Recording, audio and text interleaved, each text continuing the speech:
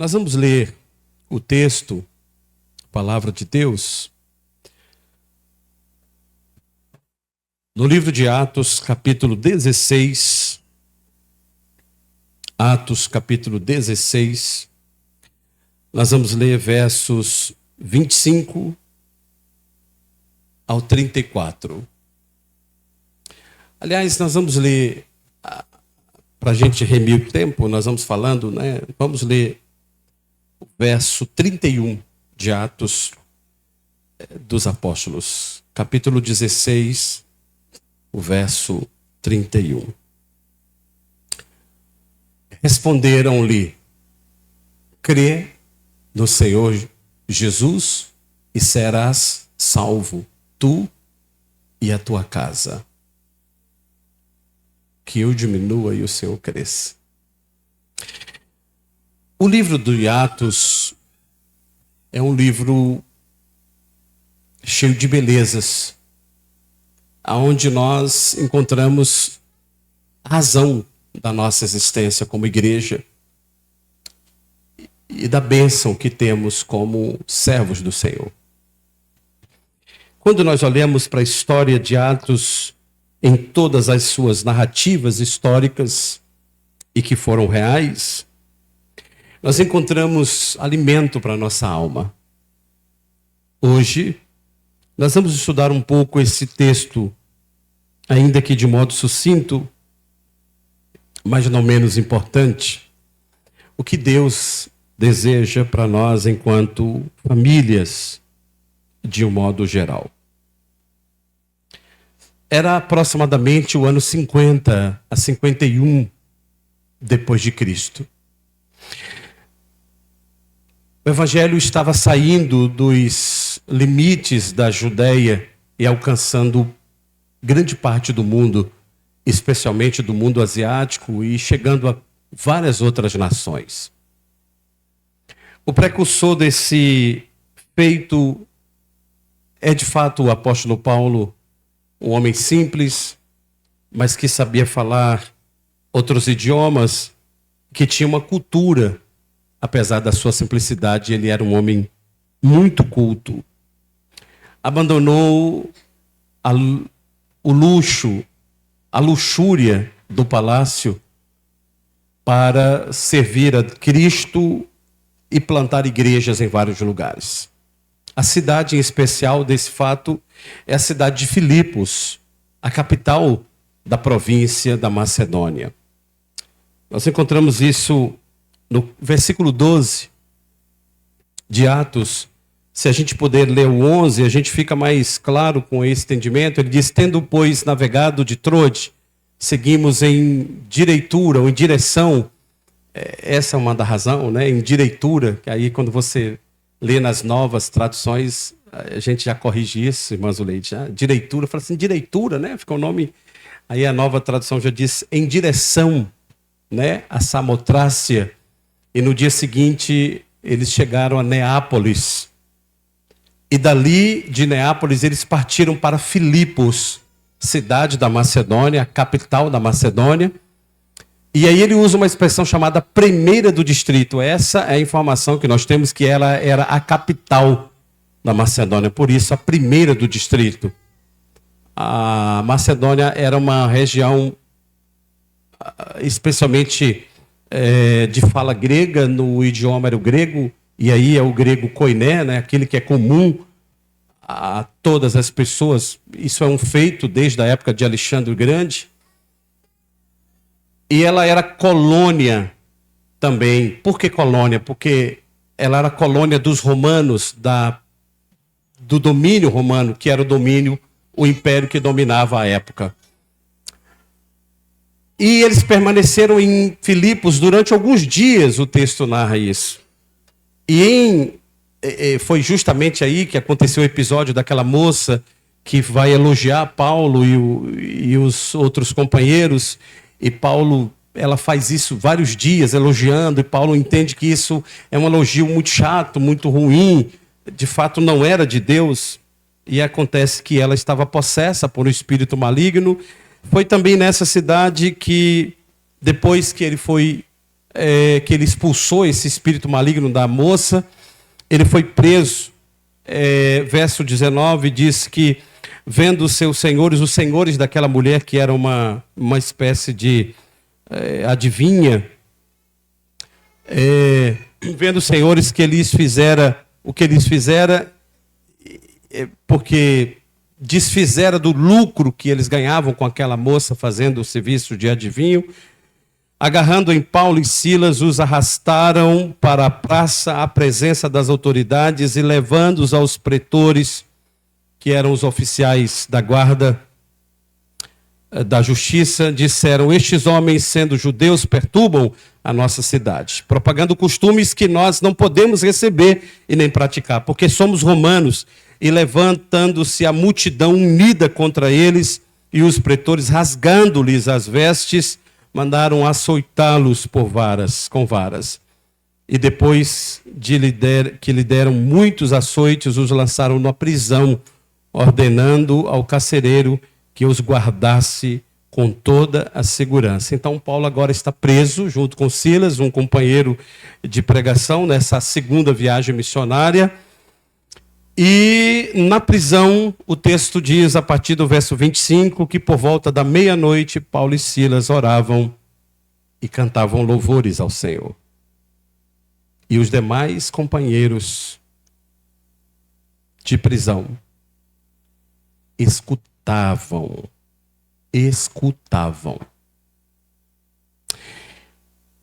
Paulo está preso na cidade de Filipos, a capital da Macedônia, plantando a igreja da Macedônia. Antes desse episódio da menina, Paulo vai até uma região para orar. Verso 13, veja, ele diz que... O verso 13 diz que... No sábado, saímos da cidade para junto do rio, onde nos pareceu haver um lugar de oração. Então era sábado de manhã, Paulo se retira para orar. E quando eles se assentam para orar, eles encontraram algumas mulheres que estavam à beira do rio. E eles falaram para essas mulheres sobre Deus, sobre Cristo, sobre a obra de Deus. O verso 14 diz que certa mulher, chamada Lídia, da cidade de Tiatira, vendedora de púrpura, temente a Deus, nos escutava. De novo a expressão escutava. O Senhor lhe abriu o coração para atender as coisas que Paulo dizia. Depois ela entrega, ela se converte, porque Deus abriu, e ela se converte, e ela foi batizada. Note a declaração do verso de número 15. Ela e toda a sua casa foi batizada. E ela disse para eles: nós pedimos que vocês fiquem conosco mais uns dias. Se vocês julgam que eu sou uma fiel ao Senhor, entrai em minha casa e fiquem aqui. E o texto diz que ela constrangeu a isso. Ela insistiu para que eles ficassem. A cidade de Tiatira, aliás, a região de Tiatira, lá na Ásia Menor, ela era conhecida por produzir uma espécie de pó da natureza que era extraído lá, chamado purpúreas. Essas purpúreas, elas eram púrpuras, elas davam cor, elas davam cores às roupas.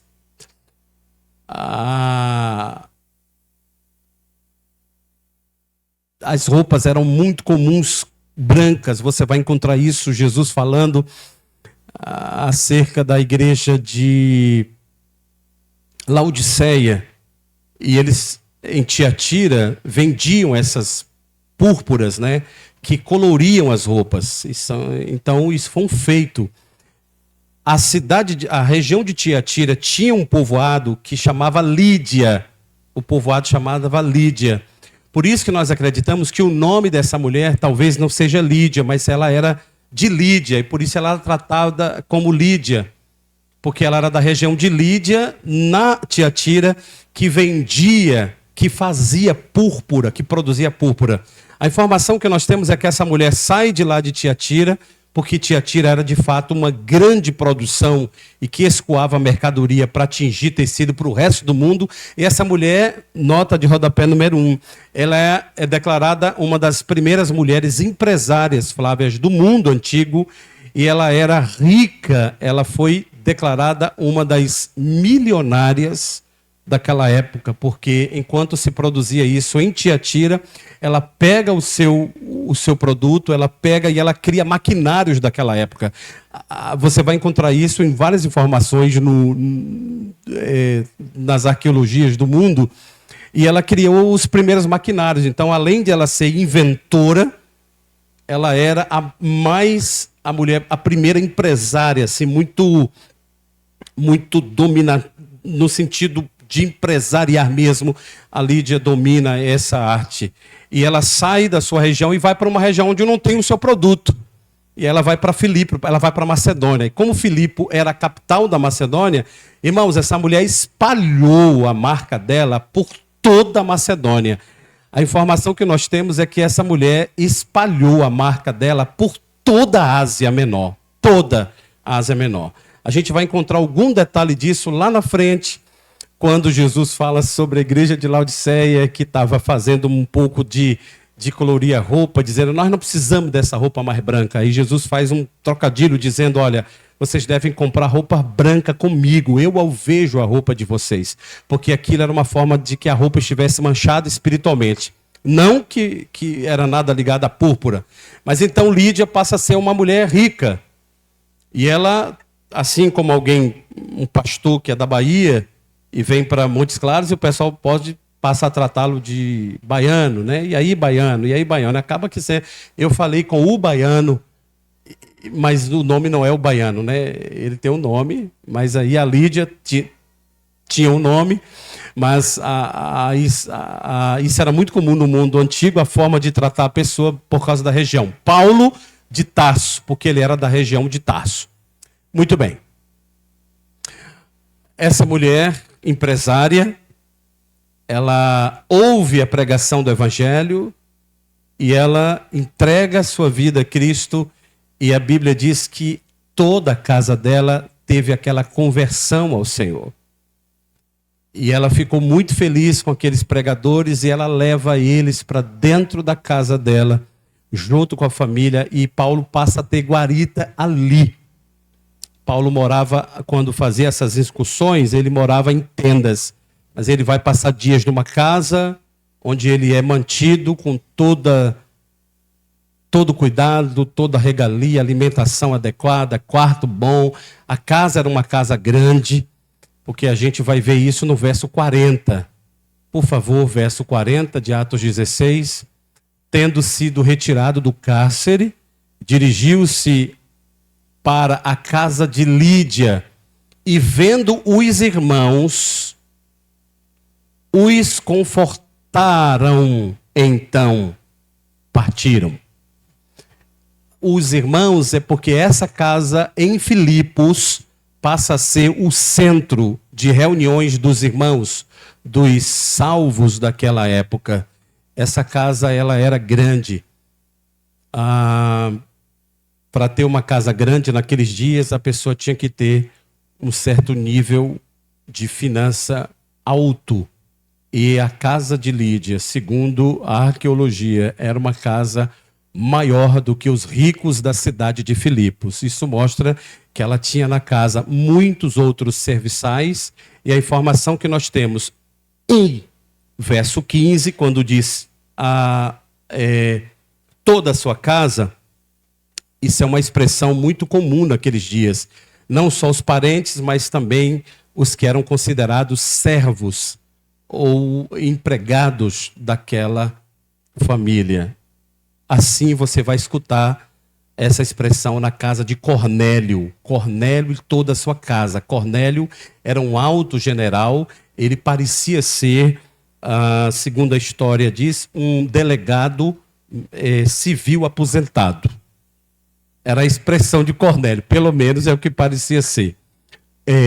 Tinha muito dinheiro e a casa era muito grande, e do lado da casa de Cornélio tinha uma piscina. Guilherme, pelo menos o texto diz que eles serão batizados na casa de Cornélio. Então a gente acredita que bem do lado tinha uma piscina. Mera coincidência, deve ser um detalhe. Muito bem. Agora, Paulo está em Filipos, preso, saiu da casa de Lídia, foi pregar o evangelho, a mulher começou com aquela gastura e ele expulsou um demônio e ele foi preso e ele agora está na prisão. Bom, a Bíblia diz que Paulo era romano quando ele fala, nós somos romanos. E ele vai dizer isso lá, nós somos romanos. Porque vocês nos soltaram, agora vocês... Não, nós não queremos que seja assim. Nós precisamos de um julgamento lícito. Veja, por que Paulo faz isso depois que ele é solto? Porque as autoridades prenderam-nos sem nenhum julgamento, e agora solta sem julgamento. A preocupação de Paulo bom, nos prenderam acusando-nos de sermos agitadores. Essa foi a expressão. Prenderam porque disseram que nós somos agitadores, e agora nos soltam assim do nada. Então vão dizer que a igreja é composta de pessoas agitadoras. Não, nós queremos um julgamento correto. E o texto, olha para isso, irmãos. Veja o verso 37 a seguir. Esses detalhes são importantes eu mostrar para vocês. Paulo, porém, lhes replicou, sem ter havido processo formal de julgamento contra nós, nos açoitaram publicamente e nos recolheram ao cárcere, sendo nós, cidadãos romanos, querem agora as ocultas, olha o cuidado dele, né? Lançar-nos fora, não será desse jeito, pelo contrário, venham eles, os juízes, e pessoalmente nos ponham a liberdade e digam publicamente qual é a razão da nossa liberdade. Ele queria honrar o nome da igreja. A igreja não pode ser plantada por alguém que é chamado de arruaceiro, foi preso, agora solto, e fica aquela dúvida no ar. É ou não é arruaceiro? É ou não é arruaceiro? Ele disse, não, o juiz tem que dizer que nós não somos arruaceiros. Nós merecemos um julgamento digno, não é? E veja que o texto diz, os oficiais de justiça comunicaram isso, verso 38, né? Comunicaram isso aos pretores, e esses ficaram possuídos de medo, de temor, quando souberam que se tratavam de cidadãos romanos. E o verso 39, então foram ter com eles, foram ter com eles e pediram desculpas, e relaxando-lhes a prisão. O pedido de desculpas foi formal e foi público. Gente, nós agimos errado, esses homens não são arruaceiros. Paulo diz, ok, então a igreja pode ser plantada agora, né? Com qualidade. Relaxando-os a prisão, rogaram que se retirassem da cidade. Então, publicamente, a gente pede para vocês não ficarem aqui pregando. Obviamente, Paulo não fez isso de imediato. E o verso 40 conclui dizendo que, tendo se retirado do cárcere, dirigiu-se para a casa de Lídia, onde eles estavam hospedados, e os irmãos que estavam lá, vendo eles, confortaram eles. Houve um momento ainda ali, depois eles partiram da cidade. Mas houve então uma plantação de igreja e muita gente foi salva naquela cidade. O que isso tem a ver com o carcereiro? Tudo a ver. É sobre ele que nós queremos falar nessa noite. Verso de número 25 e 26. Eles estavam presos e quando estavam na prisão, Paulo e Silas oravam e cantavam louvores a Deus. E os demais companheiros da prisão escutavam. Aqui nós temos algumas informações. Primeiro,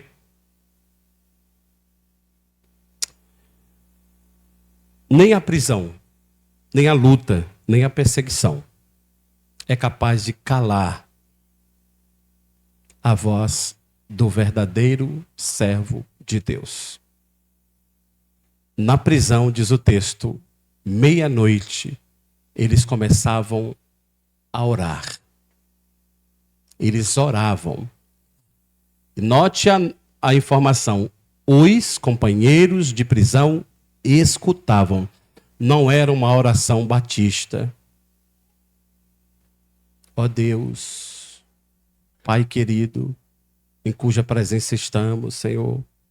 Não, essa era uma oração fervorosa. Eu posso dizer então que Paulo era um batista fervoroso. Amém? Nós temos que aprender isso. Então Paulo diz: vamos orar, Silas, vamos embora orar. E aí eles começaram a orar, e eles oravam, e eles oravam, e eles oravam em voz alta, eles oravam, e eles oravam, e eles oravam, e depois aquela oração, porque nada melhor do que pôr de uma oração testemunhando a bondade de Deus, presos,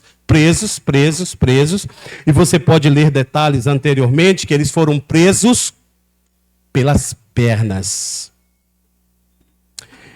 Eles foram presos pelos pés. Eles foram presos como se estivessem num trono de prisão. O texto vai usar. Verso 24. Este, recebendo tal ordem, olha lá, levou-os para o cárcere interior, que é o cárcere subsolo, e lhes prendeu os pés no tronco. Então eles estavam com os pés algemados. E nem por isso eles paravam de orar. E era uma oração fervorosa, que quem estava do outro lado ouvia a oração. Eu quero entender que essa oração invadiu toda a prisão, porque o texto diz que os companheiros escutavam. Verso de número 25. Os demais escutavam. Primeira verdade de Deus para nós. O sofrimento não pode impedir que nós testemunhemos de Deus. Amém? Não pode impedir. Segunda lição. O testemunho diz que eles cantavam. Eles sofrem, mas eles cantam.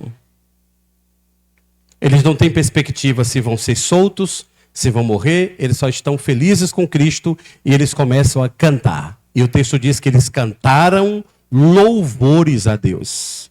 Eu não sei o que eles cantaram. Às vezes eu fico perguntando, o que é que o povo de Deus faz numa igreja domingo à noite como esta, linda de verão, aliás, de outono, depois de 2 boas chuvas que Deus mandou para a nossa região, e nós sentamos num culto como esse, de repente o Ministério de Louvor convida a gente para ficar de pé e você fica sentado, e para completar que está sentado, ainda fecha os braços, cruza os braços, e alguns ainda fecham a cara. E o louvor apanhando. Como foi o louvor que nós cantamos aqui? Eu vou ficar com o primeiro. O segundo. Qual foi o segundo?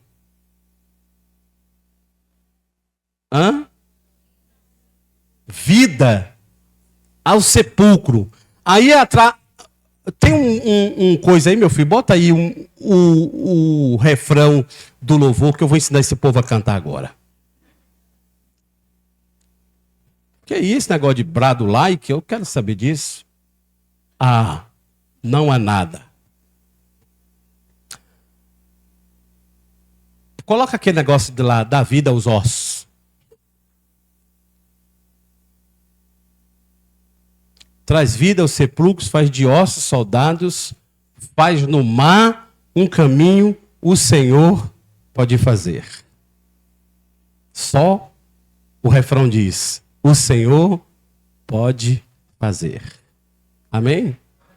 Aí tu vem para cá, sem algema no pé, sem a gastura de uma prisão, livre da vida para adorar, sem dificuldade, não pregou para ninguém te açoitar. Aí chega num culto como esse, fica com a cara amarrada, sentado, com o braço cruzado, cansado, e eu que vou pregar depois que todos vocês sentam. Não sei se tu já reparou isso, que quando tu senta eu continuo em pé. Tu já reparou? Mas quando eu estou em pé, às vezes o calcanhar daquela dorzinha de velho. Entende, Mesquita? Você não entende não, né, Rogério? A vaca morreu. Dá aquela dorzinha de velho, mas eu não sento, porque eu estou aqui para dar exemplo. E eu estou aqui firme, forte, e ainda mais numa apoteose dessa. E aí o povo de Deus parado, com a boca fechada, ou então olhando para o zap, olhando para o teto, ou coçando o ouvido, e agonia, e cansado, e reclamando da vida, e do horário, do calor. Aí Paulo está meia-noite preso, rasgado, sem roupa, imagina, sem roupa, rasgado, ferido, porque o texto vai dizer que ele estava ferido. O texto vai dizer que ele estava ferido, com a carne rasgada, e aí ele abre a boca e canta louvores a Deus.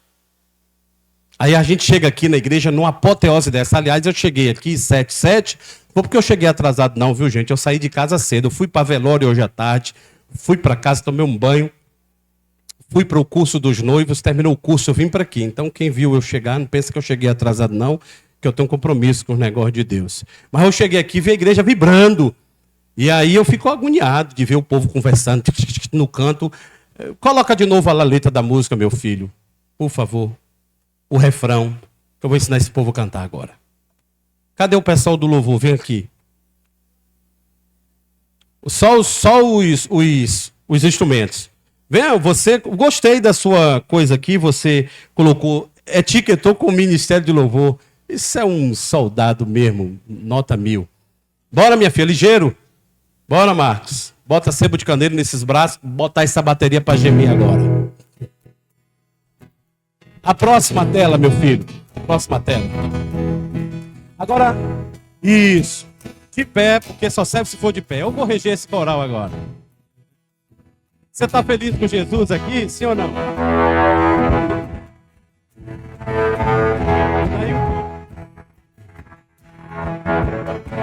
Faz que eu sou.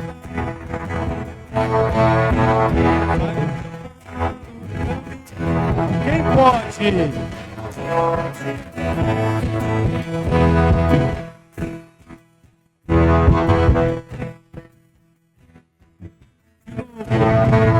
Faz a vida um sepulcro.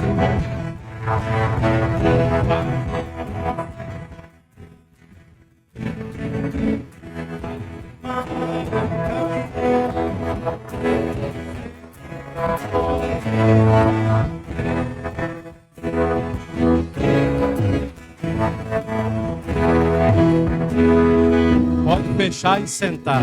Diga amém. Glória a Jesus. Amém, irmãos? Quando tu chegar na igreja na hora do louvor, tu não fica nem zangado, nem cansado, nem nada.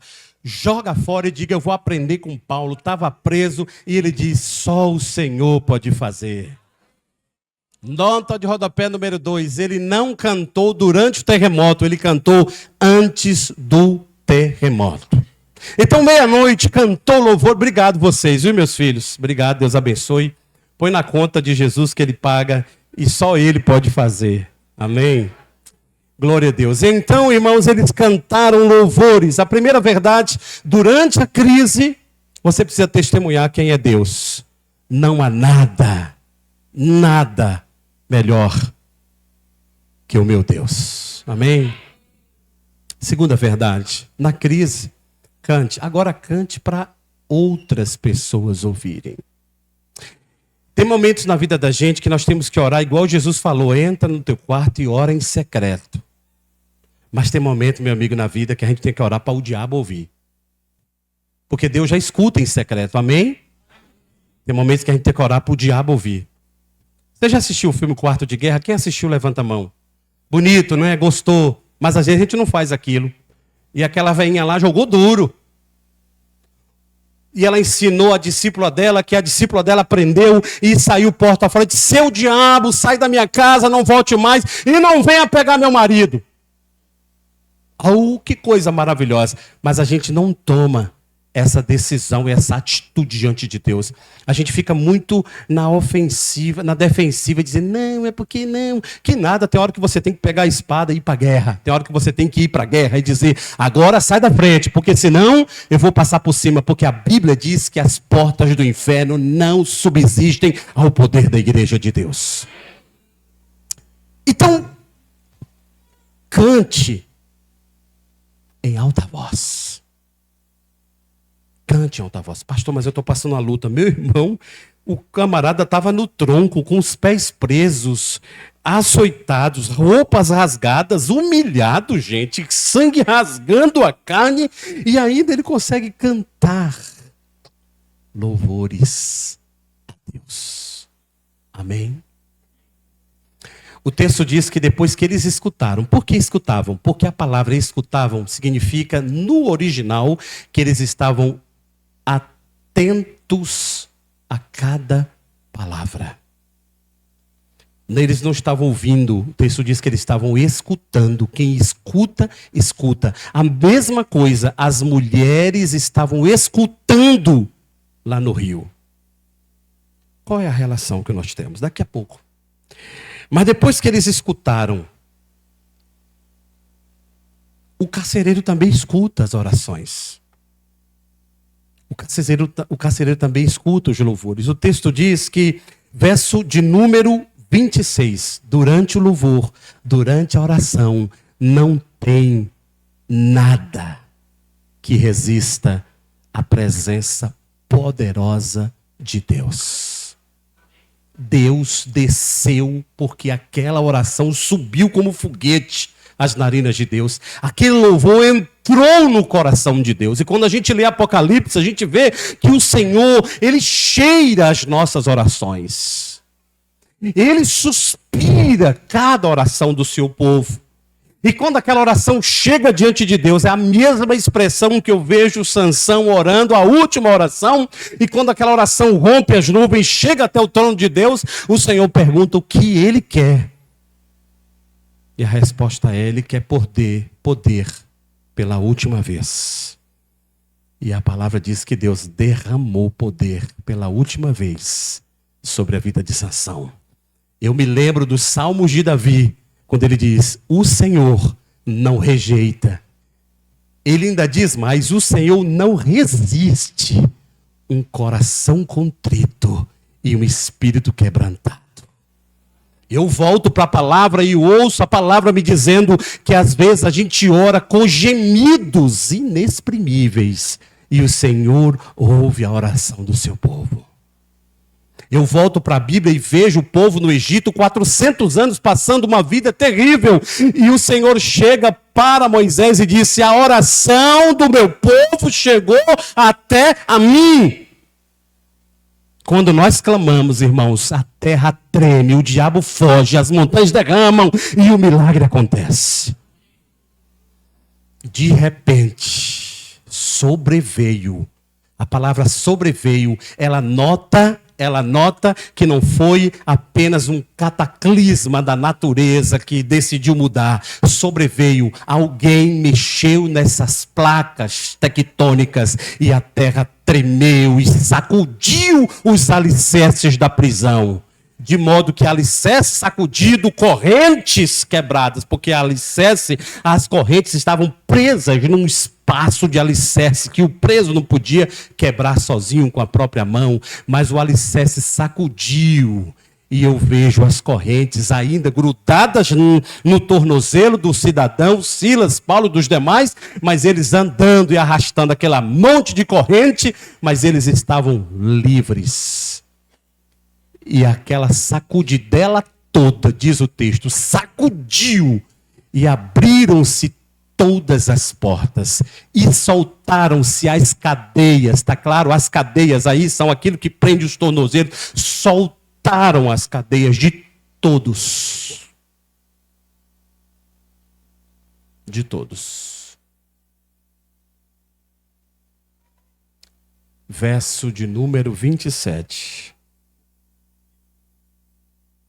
O carcereiro despertou do sono porque estava tirando um cochilo E vendo abertas as portas do cárcere, puxou a espada e ia suicidar-se, supondo que os presos tivessem fugido. Nota de rodapé número 3. A lei romana dizia que quando um carcereiro ou um guarda de plantão, acompanhando um preso ou guarnição de um preso, deixasse o preso fugir, ele deveria pagar com a própria vida. Isso era uma forma de Roma impedir que o carcereiro fosse um cara junto com a prisão, um cúmplice de prisão. Ele sabia que ele ia morrer, então ele apanha a espada, lança ao peito, supondo que os presos tivessem fugido. E aqui tem algo extraordinário. Mas Paulo, verso 28, em alta voz gritou: não te faças nenhum mal, que todos estamos aqui.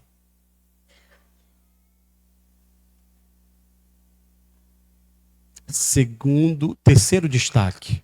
Primeiro, na tribulação, aprenda a orar. 2, na tribulação, abra a boca e cante louvores a Deus. Terceiro destaque. Quem disse que a tua causa está perdida? Quem disse que tua família está perdida? Quem disse que a sua problemática não tem mais solução? Quem disse? Ele supôs. Supor é nosso. Pensar é nosso. Imaginar-lhe o que não tem mais saída é nosso, é humano. Mas a resposta vem do Senhor. Terceira verdade. Por mais difícil que seja o cenário, a tua causa, a causa da tua família, não está perdida. Deus não deixará vacilar o teu pé. Deus não deixará um fio da tua cabeça ser tocado. Ainda que o cenário, Jerusa, seja todo contrário, o Senhor é Deus de vida e não de morte. Não te faças mal. Aqui eu trago um detalhe para os irmãos. Lorena, como é possível Paulo segurar todos os prisioneiros daquela prisão para fazê-los voltar ao cárcere, para que o homem carcereiro não pudesse ser um suicida? Como isso aconteceu? Perguntas precisam ser feitas. O carcereiro não é uma pessoa que todo preso gosta. Tá certo? Aqui tem alguns irmãos que trabalham nessa área. Todo preso ama delegado? Não gosta. Todo preso gosta de polícia? Não gosta. Todo preso gosta de um carcereiro que fica ali, abre, fecha, manda, tá, bota a chama, vamos para lá, traz a chama, bota para cá. Não gosta. Pode dizer bom dia, mas na hora que tiver oportunidade, enfim. Os prisioneiros estavam soltos, livres. Porque o texto diz no verso 27 que todos ficaram soltos. Mas no 28 diz que Paulo falou: todos estamos aqui. O verso 29 diz que o terremoto foi tremendo, que o carcereiro, tendo pedido uma luz, entrou precipitadamente e trêmulo e prostrou-se aos pés de Silas. Paulo e Silas. O que fez Paulo segurar aqueles homens na prisão? Agora soltos, com a porta aberta. Algumas coisas nos trazem essas respostas. A primeira, é possível que aqueles homens tenham tido uma experiência extraordinária com Deus através da oração e do louvor de Paulo. Porque quando o texto diz para nós, eles escutavam, diz que eles estavam atentos. A palavra escutavam no grego significa que alguém estava ouvindo e correspondendo. É isso que diz a palavra escuta, escutavam, escutar, escutaram no grego. Eles ouviram e respondiam, eles ouviram e respondiam. É alguém que escuta atentamente o que está sendo dito. Muitos aqui nessa noite estão ouvindo a mensagem. Muitos, entretanto, estão escutando a mensagem, estão recebendo a mensagem, estão respondendo a Deus sobre essa mensagem. A segunda razão é que aqueles homens agora olhavam para Paulo, assim como no barco, em Atos 27 e 28, aqueles homens olharam para Paulo e Silas e tornaram-se deles, portanto, os seus servos, dizendo, isso é muito comum no meio da prisão, nós vamos seguir as suas ordens, nós vamos seguir o seu comando, porque eu sei que você tem coisa boa para nós. Então essas duas lógicas provam que Paulo segura aqueles homens no cárcere. O carcereiro, precipitadamente e trêmulo, agitado, prostra-se diante de Paulo e Silas. E o verso 30 diz, depois, trazendo-os para fora, disse, colocou os outros presos lá e de alguma forma ou fechou a porta de alguma maneira, ou Paulo diz, ó, fica todo mundo aí, ninguém sai, eu vou conversar com ele aqui, mas ninguém sai. E aí ele faz a pergunta mais extraordinária da história da humanidade. Senhores, eu quero viver o que vocês vivem. Eu quero experimentar o que vocês experimentam. O que eu posso fazer para ser salvo? Veja que essa salvação não é salvação da vida de morte, porque ele já havia sido salvo da morte. Essa salvação é algo transcendental. É algo sobrenatural. É aquilo que nos conecta com Deus. Paulo olhou para aqueles homens e disse, vocês são diferentes. Vocês tinham motivos para murmurar que nem os demais, motivos para me xingar, mas vocês cantaram, vocês oraram, vocês cantaram, vocês me salvaram humanamente, mas eu preciso saber o que eu faço para viver essa vida que vocês vivem. Paulo responde. E Silas, verso 31, crê no Senhor Jesus e a salvação é para você e é para sua família. Toda a sua família.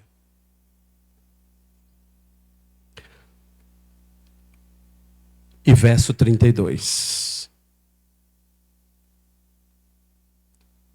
Eles pregaram a palavra de Deus ao homem carcereiro e a todos da sua casa. E naquela mesma noite, Paulo cuidou deles, lavou as feridas dos açoites, lembra? E a seguir, na mesma noite, o homem foi batizado e todos os da sua casa foram batizados. Então, Paulo levou eles para a sua própria casa e lhes pôs à mesa e com todos os seus manifestava grande alegria, por terem crido em Deus. E quando amanheceu,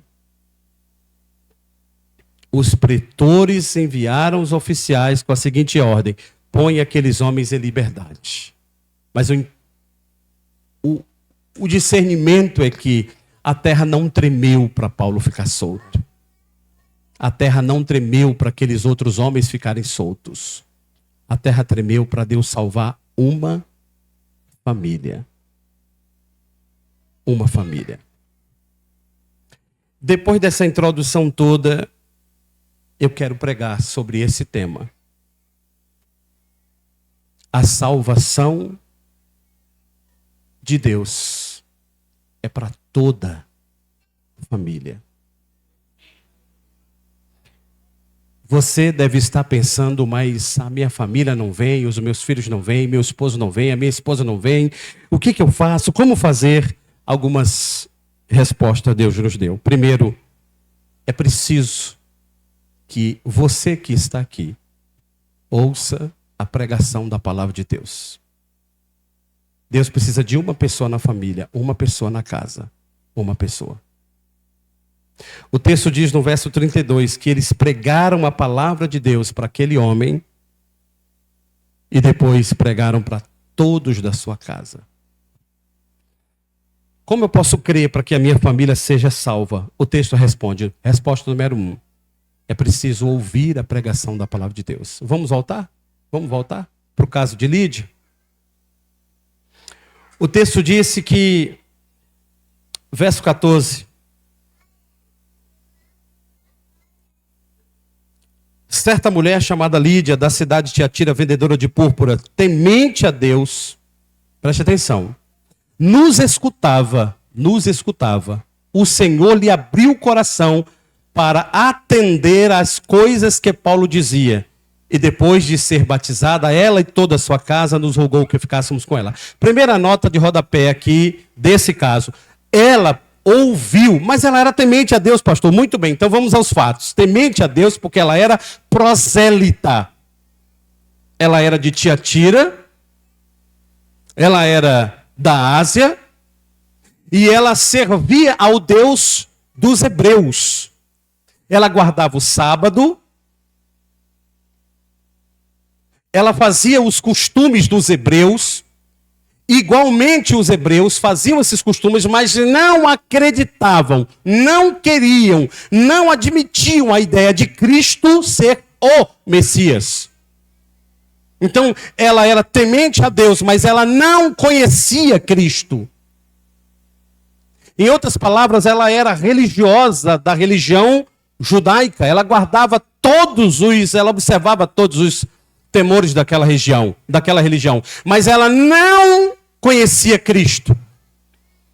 E para conhecer Cristo é preciso que haja duas verdades da palavra de Deus. Primeiro, ouvir a palavra, para depois o coração ser aberto.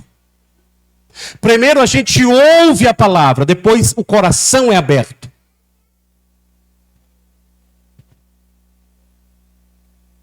Mas Deus salvou alguém sem pregar?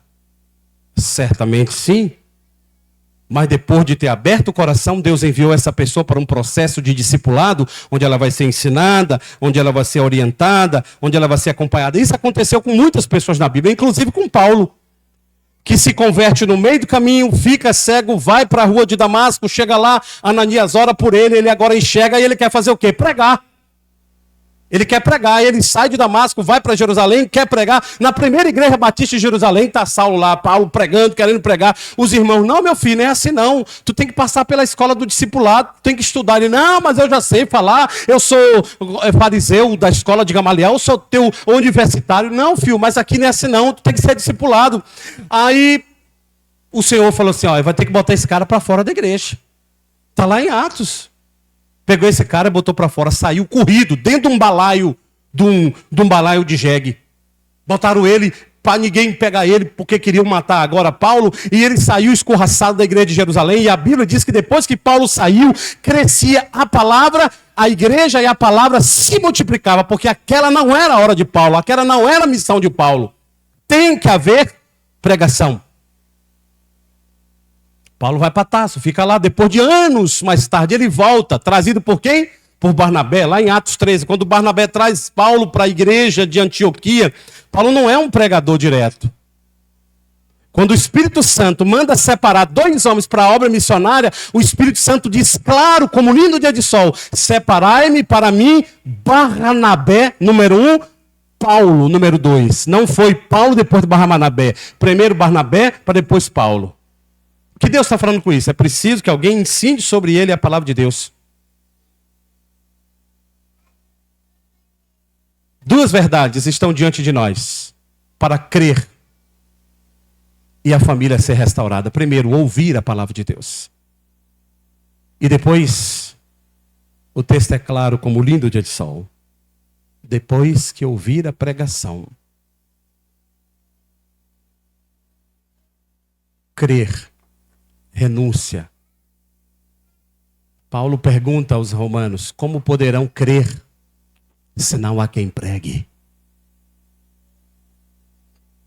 O eunuco estava indo de Jerusalém, voltando para Antioquia, no meio do caminho, ele na sua charrete famosa, luxuosa, ele está lendo o profeta Isaías, porque o Espírito de Deus está sobre mim, me ungiu para pregar a liberdade dos cativos. Ele ficou em dúvida. O Espírito Santo diz a Filipe, lá em Samaria: sai, desce a estrada de Gaza, tem um homem lá, um negrão, e prega para ele o evangelho. E ele sobe na charrete, depois que o eunuco chama ele para subir na charrete, ele senta na charrete, e ele pergunta quem que ele está falando, é dele ou de outra pessoa?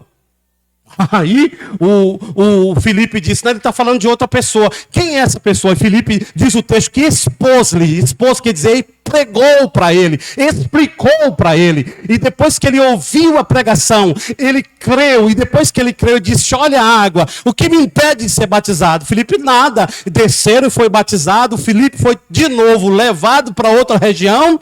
E o eunuco foi para Antioquia. E lá em Antioquia, vocês que estão na janela conversando, cala a boca, ora por mim. E lá em Antioquia, a Bíblia diz que ele pregou o evangelho e muita gente se converteu.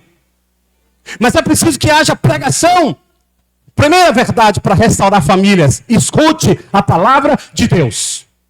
Pregação é pela fé, pelo ouvir e ouvir a palavra de Deus. Quer consertar sua família, meu irmão? Quer restaurar sua família? Quer salvar a sua família? É preciso ouvir a palavra de Deus.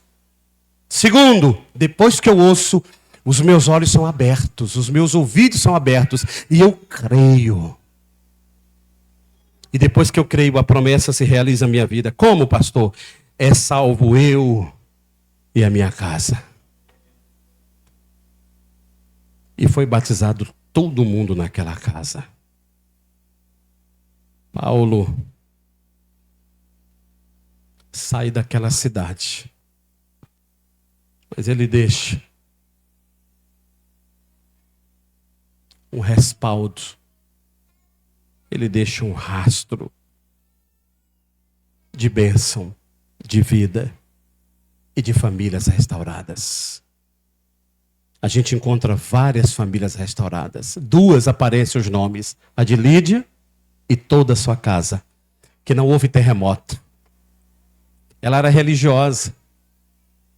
Ela ouviu, e a Bíblia diz que o Espírito Santo, que Deus abriu o seu coração. Vamos lá, verso 14. Uma mulher chamada Lídia, da cidade de Tiatira, vendedora de púrpura, temente a Deus, nos ouvia, não, nos escutava. Verso 14, nos escutava, ponto e vírgula, o Senhor abriu o coração. Depois que escuta, Deus abre o coração.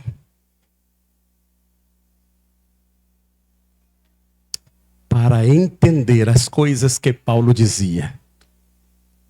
Eu me lembro da expressão bíblica que diz: o Deus desse século, o Deus desse século, o Deus deste século cegou o entendimento de muitos. O Deus desse século cegou o entendimento das pessoas. Mas esse mesmo mundo que nós vivemos, existe um projeto chamado A Igreja, que ela está pregando o evangelho em tempo e fora de tempo. E quando a igreja prega, João capítulo 8, diz que o Espírito Santo convence o mundo do pecado, da justiça e do juízo. É algo que o diabo não pode impedir. O que, pastor? Deus, com seu Espírito Santo, está convencendo pessoas do pecado. Note o texto, convencendo do pecado. Quando o carcereiro ajoelha, ele pergunta: Senhores, o que eu faço para ser salvo? Ele diz: crer e será salvo tu e tua casa. E como eu posso crer? Paulo disse: ouça a palavra. Verso de número 32 disse que ele pregou a palavra a todos, e todos creram e foram batizados. Efésios capítulo 1, versículos 13 e 14. Por favor, Efésios capítulo 1, versículos 13 e 14. Em quem também vós, depois que ouvistes, diga comigo, de quê? Está muito fraco. Depois que ouvistes a palavra da verdade. Depois que eu ouço a palavra da verdade, cujo codinome dessa palavra é o Evangelho da vossa salvação. Quando a gente ouve essa pregação, tendo nele crido, nós recebemos um selo, uma marca, um carimbo. Ninguém mais e nem menos do que o carimbo do Espírito Santo da promessa. E o verso 14, ele diz: essa é a garantia, essa é a certeza, esse é o penhor da herança até o resgate final. Tudo isso é para louvor da glória de Deus. As nossas famílias precisam de duas urgentes verdades. Primeiro, as nossas famílias precisam ouvir a palavra da verdade. E segundo, as nossas famílias precisam crer no Deus da palavra da verdade. Fique de pé, meu irmão, minha irmã querida.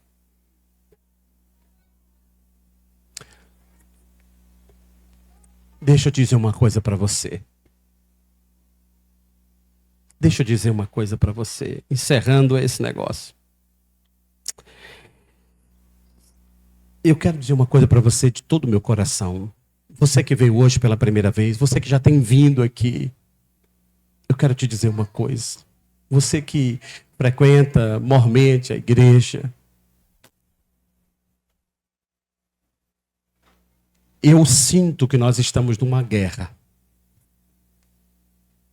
E a cada vez que você entra por essas portas, eu vou te dizer com toda a ousadia do Espírito Santo de Deus. Toda vez que você cruza aqueles portões e você entra nessa simples igreja para ouvir esse simples pregador que não tem erudição, que não tem habilidade, sabe aquele negócio assim, que às vezes é doidão, é grossão no modo de ser. Eu vou dizer uma coisa para você, meu irmão. Toda vez que você cruza aqueles portões, o Espírito de Deus está trazendo você para plantar no teu coração uma verdade. Você não vai ser destruído. Por que isso, pastor Silvio? Porque nós estamos numa guerra, nós estamos numa batalha, irmãs. Irmãos, eu sinto que nós estamos numa batalha terrível. E o alvo do prêmio são as nossas famílias. Jaqueline, Kleber, não são as nossas famílias. São vocês, a filhinha de vocês. São vocês, irmãos. É tu, Bruno. Gabriel, é tu. Sou eu, são vocês. É você com sua família, senhora. É vocês, Maia. Saulo, Priscila, são vocês. Nós somos alvos, os meninos que estão aqui do lado da lona, da tenda. Existe uma sede por nossas vidas. Tudo que o diabo quer é que a gente se desespere, moça, e ponha a espada para tirar a vida, para dizer, não tem mais jeito para mim. Agora está tudo perdido, está tudo desgraçado. E uma voz brada do alto dizendo, não faça nenhum mal. Porque hoje chegou salvação à tua casa. Essa não foi a expressão de Deus para Zaqueu? Deus disse a Zaqueu assim, olha, eu vim pousar na tua casa porque hoje chegou salvação à tua casa.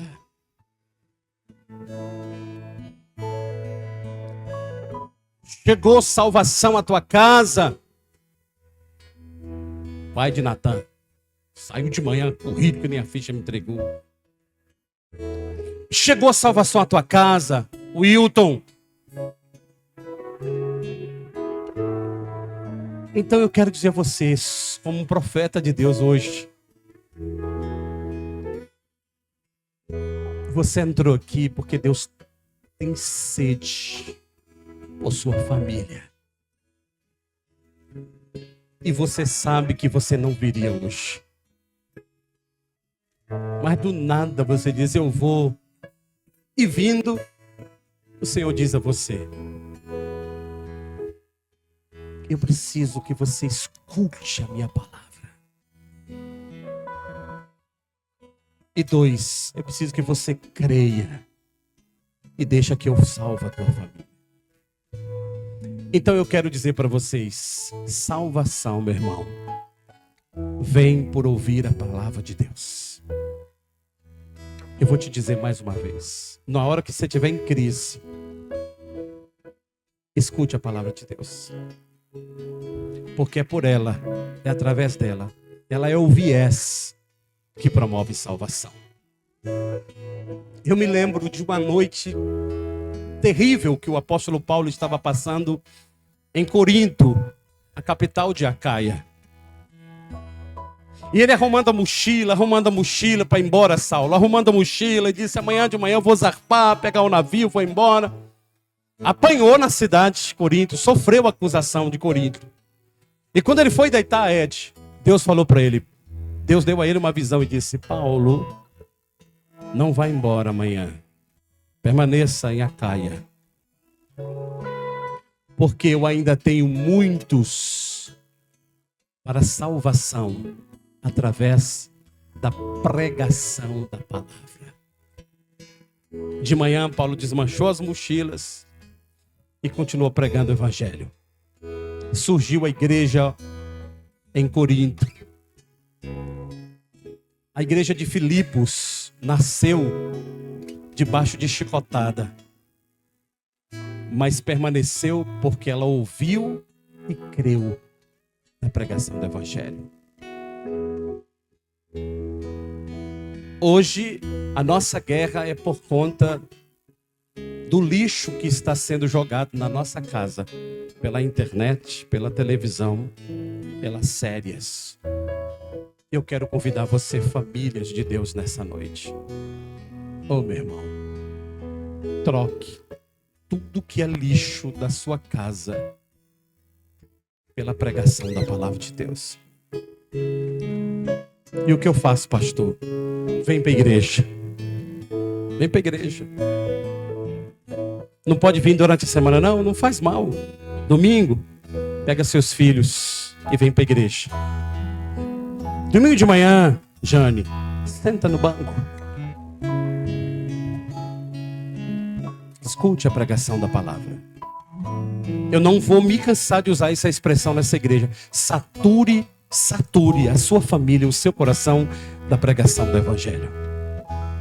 Eu vejo essas duas cenas de duas formas. Uma, religiosa, e abrir o coração para ouvir a palavra de Deus. A outra, foi preciso que Deus fizesse um terremoto. Não importa se você é da religiosidade ou se você é do coração duro. O importante, meu irmão, é que hoje Deus está abrindo os teus olhos. Ou Deus está fazendo um terremoto na tua vida e dizendo: hoje chegou salvação à tua casa. Então não saia daqui do mesmo modo que você entrou, mas saia daqui dizendo para Deus, no seu coração aí, no seu coração, diga: Deus, me ensina a ouvir a tua palavra. Eu vou dizer mais, aí fora está cheio de oradores eloquentes, rebuscados no seu vocabulário, mas descompromissado com a verdade. Preocupado com dinheiro, preocupado com luxo, preocupado com viagem para o exterior, pregando um evangelho que não é de verdade, um evangelho da mentira, um evangelho que agrada você, que agrada o teu coração, porque tu gosta dessas coisas. E talvez hoje Deus te arrancou com um braço forte, mão poderosa para dizer a você: essa mensagem hoje é a pregação do evangelho da verdade. Dura, mas promove fé, crê que pode salvar a tua família. Aí fora está cheio, a rede social está cheia, os likes estão cheios desse povo. É nessa guerra que eu estou falando. Deus está trazendo você para o centro da vontade dele. E está dizendo a você: eu quero teu coração. Alguém está dizendo para você enfiar a espada no teu peito. E Deus está dizendo: não faça isso. Eu tenho vida para a sua família. E toda a tua casa voltará a cantar. Porque Ele faz de ossos soldados. Se Ele faz de ossos soldados, a tua família voltará a viver. Ele faz cinzas ter brilho. O texto diz que todos na casa ficaram com grande alegria. A palavra alegria, ali no grego, é um termo que não é usado em nenhum texto de Platão, de Aristóteles, nem ninguém. Porque alegria ali significa regozijo espiritual, algo transcendente. Só Deus pode fazer do nada o tudo. Só Deus pode fazer ossos voltar a viver. Só Deus pode abrir no mar um caminho, irmão. Só Deus pode fazer o teu filho, a tua filha voltar ao lugar. Voltar. Por isso, nessa noite, a promessa de Deus é: tu e a tua casa. Feche os seus olhos, curve sua cabeça. Ó Deus, todos estamos aqui. Como naquela noite fatídica de Paulo. Eu posso plagiar as palavras do teu apóstolo e dizer: todos estamos aqui. Talvez todos nós fazemos parte de um cárcere, Senhor. De repente o Senhor bradou, a terra tremeu, as coisas saíram do compasso e de repente nós nos tornamos livres. Livres e livres. Então, nós oramos assim. Nos ajude a ouvir a pregação da verdade. Abra os nossos olhos, como o Senhor abriu o coração de Lídia.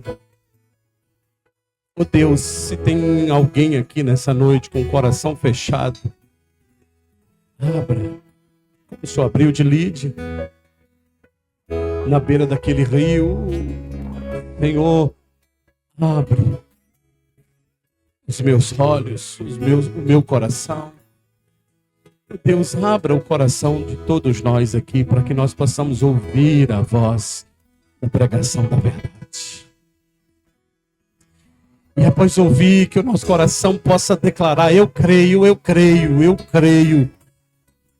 Então o Senhor pode dizer: tu e a tua casa agora serve a mim. Onde tiver uma família distante, onde tiver um filho desgarrado, Jesus. Onde tiver um casamento quebrado, Jesus. Onde tiver um marido resistente ao Evangelho, Jesus. Onde tiver uma esposa resistente ao Evangelho hoje, Jesus. Que essa palavra vá como um flecha ao coração. E que esses ossos voltem a viver. Que a cinza tenha lugar de alegria. E que a casa onde havia morte volte a ser lugar de vida. Porque o diabo veio destruir, mas o Senhor veio dar vida. E vida em abundância. Portanto, todos que aqui um dia pensaram em pegar a espada da morte, nessa noite eles ouviram o brado do Senhor dizendo: não te faças mal nenhum. Entra e completa a obra nessas famílias, ó Deus. E eu ministro um novo tempo sobre essas famílias em teu nome, em nome de Jesus, para a glória do teu nome. Amém. Amém.